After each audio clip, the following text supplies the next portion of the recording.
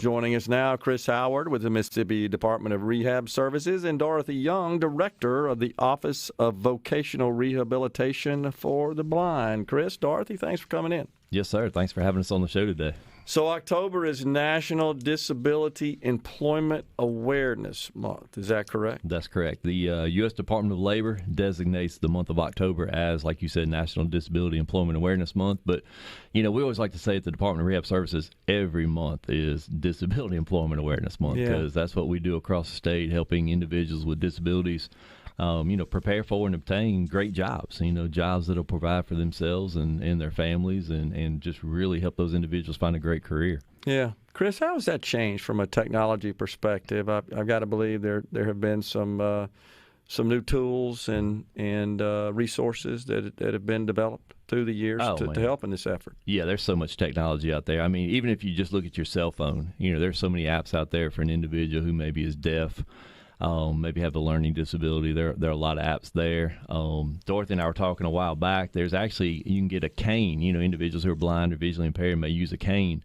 There's a cane you can get now with GPS on it. Wow. So how cool is that to have a GPS with an earpiece that kind of guides you where you need to go? How about that? Mm-hmm. That's pretty cool. So Dorothy, what about job opportunities for the visually impaired? How do you guys help them with that? Oh, we provide numerous services. We have 18 counselors, 9 in the north and 9 in the south, vocational rehabilitation for the blind counselors. And our number one service that we provide is counseling and guidance. When someone loses their vision, the first thing that you have to do is get them out of the denial and become comfortable. So we have trained, certified rehab counselors to provide counseling to get that confidence up to start getting services. And those services are orientation and mobility. That's what Chris just spoke about, using that cane, the long white cane, teaching them how to be independent. Technology services. And those services can be for someone that's blind or visually impaired. If they're going to use any type of technology, it has to be accessible. Yeah. That's teaching them how to use JAWS. That's a screen reader for the computers that reads everything back to them, or Zoom text. And then the next thing that we provide is job placement on any job that a person wants to go to. Last year, our agency, with the help of our executive director, Chris Howard, and our business development team, we placed over 388 fellow Mississippians in jobs, everyday competitive integrated jobs, such as school teachers. We pay for college training for individuals to get their degree.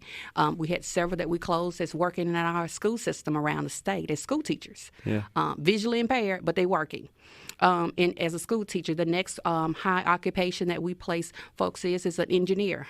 He graduated from Mississippi State University as an engineer, and he's working now for the Mississippi Department of Transportation, not in our state, but in another state. Okay. So those are the types of jobs, just jobs that individuals that able-bodied folks can do. We provide for individuals that are blind and visually impaired.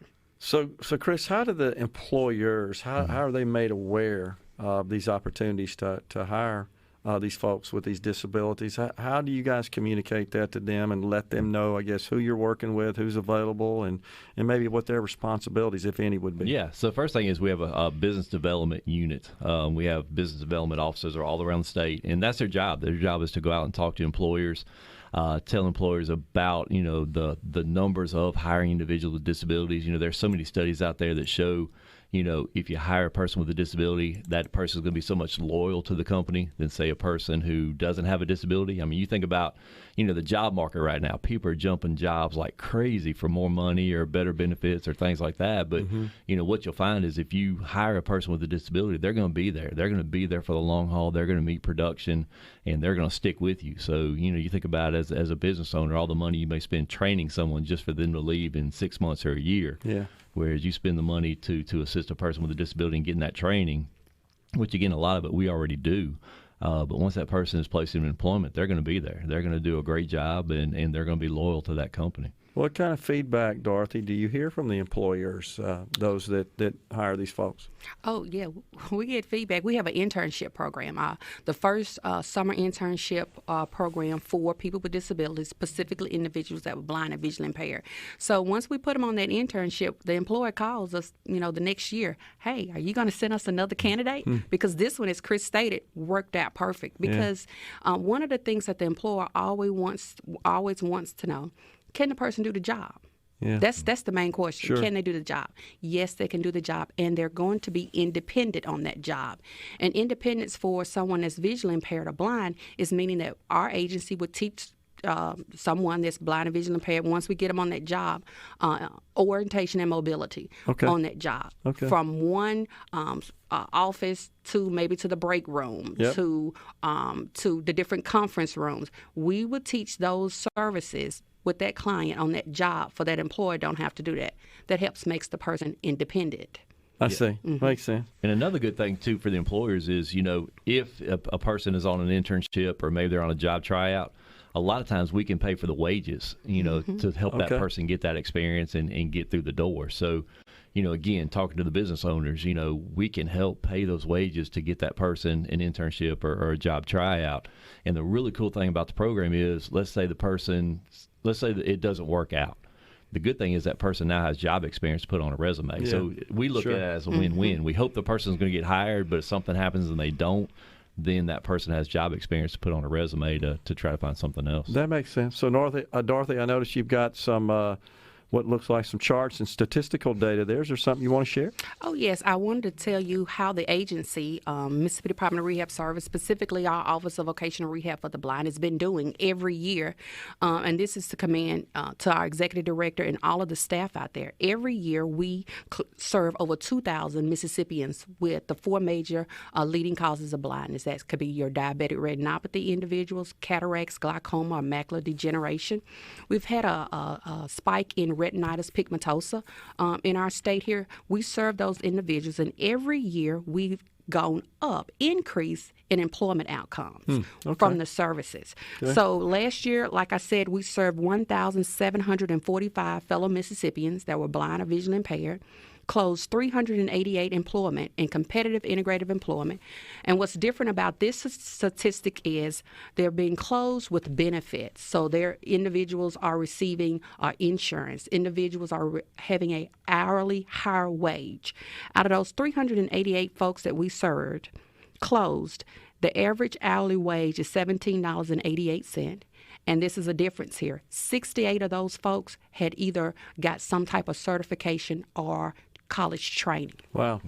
That's pretty good. Yeah. Another thing, too, to point out, my background is accounting, so I always like to look at the numbers.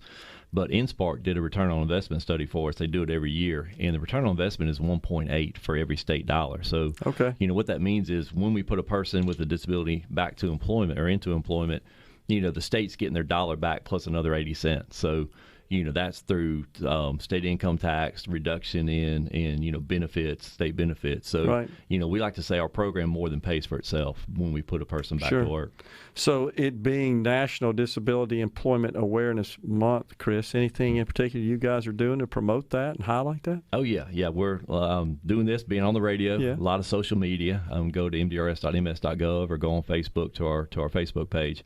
We're doing a lot of social media, some TV ads, speaking around the state at different kind of groups, chamber groups. I'm trying to think of some of the other groups. But I guess one thing, too, if someone's listening and you have a group that they would like to come speak to, give us a call at 1-800-443-1000. And, we're all across the state. We would love to come to speak to a church group or a chamber group. Civic groups? Right, yes, sir. Yeah, definitely. Rotary Club, stuff like that. Most definitely. Oh, that's awesome. All right, so are you working with other states? That's what I want to ask you. Is there anything else going on in other states to recognize this month? Oh, yeah. Where you talk to them, and do you just do idea sharing, for example? Yeah. So all states have a Department of Rehab Services, and we share ideas. And this is, of course, put on by the U.S. Department of Labor, so all states are looking at it. But it is great to talk to other states and see how they do things. We're big into what's called pre-employment transition services right now, where we're working with young adults as young as 14 years old. So through our federal regs, we can go into schools and start serving kids as young as 14 to either help them get ready for college, or if they're not going to college, help them get ready for employment. I see. So it's really, really a cool thing to see, our counselors being able to go into the schools and touch the lives of these young adults. Yeah, and it's got to be exciting for those who land positions and they want to work. They want gainful employment. Yeah, and to be said, Chris doesn't not like to brag a lot, but I will. Our agency, compared to other states, has been recognized as the #1 agency in the country. That's awesome. In serving people with disabilities, especially students. We're #1. Congratulations. Good to hear. Thanks for you guys for coming on. Yeah, thanks for Appreciate having us. We're coming right back, folks, in the Element Wealth Studios.